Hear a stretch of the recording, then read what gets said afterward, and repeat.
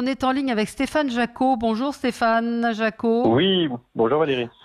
Vous êtes fondateur de l'Association nationale de la justice réparatrice. Vous avez publié Pardonner l'irréparable pour une nouvelle justice aux éditions Salvador. J'avais envie de vous avoir ce matin. Je Salvatore. vous ai déjà reçu Salvatore, pardon. On vous a reçu à plusieurs reprises sur Sud Radio. Il y a une semaine, vous avez publié dans le JDD une tribune qui appelait la garde des Sceaux à libérer les prisonniers en courte peine. Vous évoquiez même un numerus clausus, un détenu, une cellule, qui paraît être une douce utopie, mais je voulais qu'on fasse un point sur la situation dans les prisons aujourd'hui. Alors, d'une part, Valérie Expert, je ne pense pas que ce Oui. soit de l'utopie. C'est un principe de droit. Juste une seconde, je lisais hier, je crois que c'était, je ne sais plus si c'était dans le Parisien ou le Journal du Dimanche, à Toulouse, où il y a une prison où dans 9 mètres carrés, on a 8 détenus, ou dans 15 mètres carrés, il y a 8 détenus. C'est pour ça que je vous parlais de douce utopie, parce qu'on sait que les prisons et les cellules sont surchargées aujourd'hui. Alors voilà, donc c'est pour cette raison d'ailleurs le défenseur des droits ainsi que la contrôleuse générale des lieux de privation de liberté, Adine Hazan, ont demandé à ce qu'il y ait l'application de la loi. C'est-à-dire qu'en France, l'encellulement individuel fait partie de la loi pénitentiaire et c'est ce qui est demandé.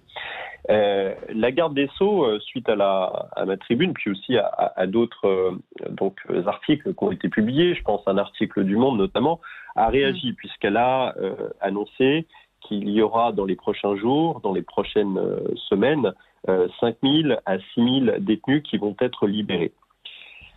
Ces détenus, il faut le rappeler, ce sont des gens, surtout ce qu'a annoncé la garde des Sceaux, des gens qui sont en fin de peine. Mais, c'est-à-dire qu'en fin de peine, on peut prévoir un placement sous surveillance électronique. Mais ça ne va pas régler effectivement la surcharge carcérale, puisque comme on le disait tout à l'heure, enfin je rappelle les chiffres, on est à peu près à 70 000 détenus pour 60 000 places opérationnelles. Ouais. Il y a à peu près 1600 détenus qui dorment sur des matelas au sol, dans à peu près 9 à 10 mètres carrés.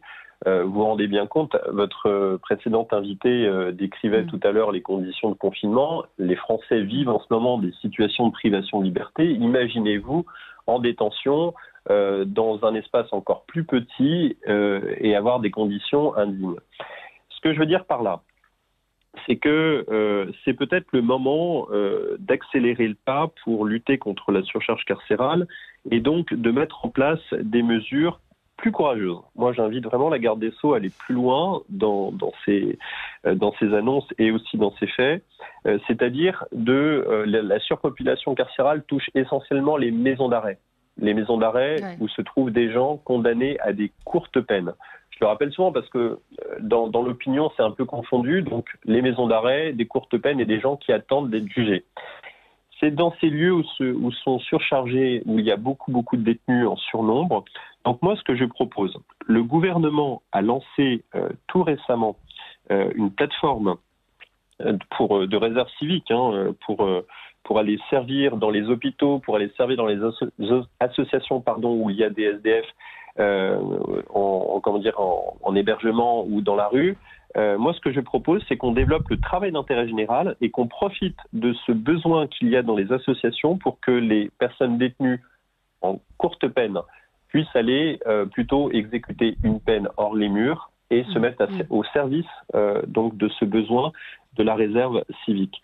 Je le rappelle, pour les personnes qui sont condamnées à des courtes peines, ils ne représentent pas une dangerosité envers la société, puisqu'ils sont condamnés à des courtes peines, ils ont été condamnés en correctionnel. Donc moi, j'invite vraiment le gouvernement à faire un effort supplémentaire pour vraiment appliquer l'encellulement individuel et permettre justement de désengorger nos prisons où sont essentiellement incarcérés des gens en courte peine et en fin de peine et qui puissent être libérés comme je le disais au début de cette interview. Ouais. Qu'est-ce que vous savez de la situation aujourd'hui? Encore une fois, vous avez effectivement fait référence à l'article du Monde, celui du Parisien hier, qui parle quand même d'un État quasi insurrectionnel avec des détenus qui sont parfois, on l'a vu, il y a eu des émeutes, des rébellions en Italie et la France n'en est pas très loin. Alors oui, il y a eu une mutinerie notamment, il y a eu vraiment... C'est explosif en ce moment dans les prisons. D'où est partie cette situation explosive? c'est l'interdiction des parloirs. C'est-à-dire, vous avez le 16 mars le président de la République qui annonce donc des mesures de confinement et en fait, au même moment, les détenus, la seule solution, la seule chose qu'on leur dit, c'est rester dans vos cellules, dans la situation où vous êtes, et on va interrompre les parloirs. C'est ce qui a déclenché la crise, si vous voulez, dans les prisons, parce qu'il n'y avait pas d'autre solution.